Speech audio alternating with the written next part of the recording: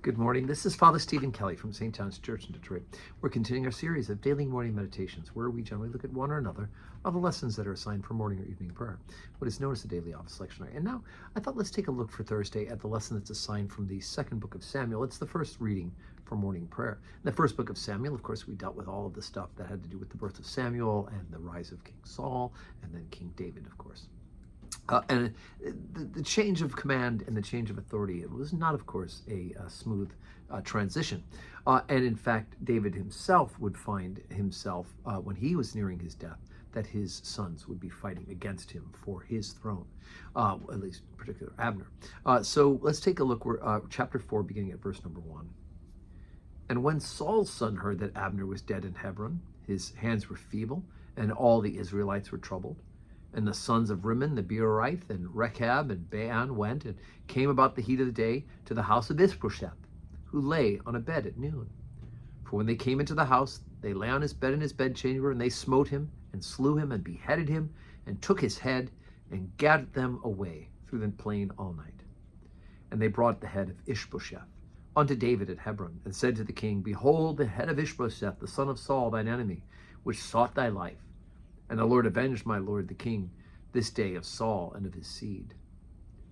And David answered Rahab and Ben-al and his brother and the sons of Rimmon and Beerothite, and saith unto them, As the Lord liveth, who hath redeemed my soul out of all adversity. When one told me, Behold, Saul is dead, thinking to have brought good tidings, I took hold of him and slew him in Ziklag, who thought that I would have given him a reward for his tidings. How much more when wicked men have slain a righteous person in his own house upon his bed? Shall I not therefore now require his blood of your hand and take you away from the earth? And David commanded his young men, and they slew them, and cut off their hands and their feet and hanged them up over the pool in Hebron. And they took the head of Ishbosheth and buried it in the sepulchre of Abner in Hebron. Okay, so Ishbosheth and Mephibosheth are the grandchildren of King Saul.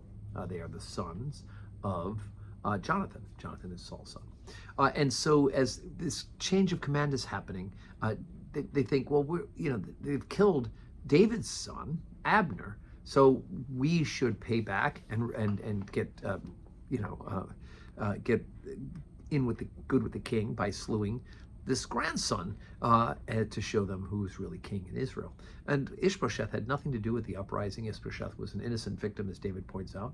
And in fact, Mephibosheth ends up sitting at David's table. That's coming up in the next couple of chapters. Mephibosheth ends up, because he is actually lame, he's got something wrong with his legs, that David makes sure that he is fed and his family is cared for at King David's thing, because he loved Jonathan, right? He loved his dad, and he loved Saul, even though Saul tried to kill him. That's the kind of guy David was, I guess. But anyway, so he instead avenges these people who thought, we're going to get a reward for doing this. Just as he said, those who brought me news of Saul thought they were going to be getting a little tip for the good news that they thought they were bringing, when in fact, David's heart was grieved that Saul was dead.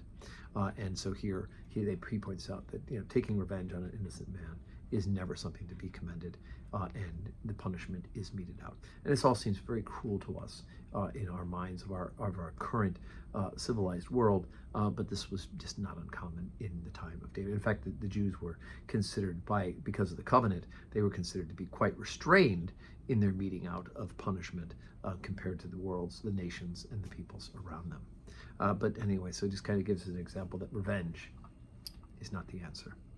Today is Thursday, so our Holy Communion today is at 9 a.m. And I do hope, God willing, that we will see you in church.